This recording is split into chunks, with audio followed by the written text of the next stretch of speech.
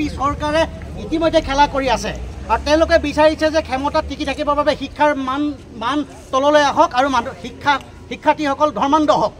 সেইকাৰণে আমি আজি এই কাৰ্যৰ বিৰোধিতা কৰি কেন্দ্ৰীয় শিক্ষামন্ত্ৰী ধৰ্মেন্দ্ৰ প্ৰধানৰ আমি পদত্যাগ দাবী কৰিছোঁ অসম তৃণমূল কংগ্ৰেছ দলে আৰু অনতিপলমে কেন্দ্ৰীয় চৰকাৰে নৈতিক দায়িত্ব মানি ভাৰতবৰ্ষৰ ছাত্ৰ সমাজৰ আগত ক্ষমা প্ৰাৰ্থনা কৰিবৰ বাবে আমি দাবী জনাইছোঁ। Do not forget to like, share and subscribe to the Assam Tribune.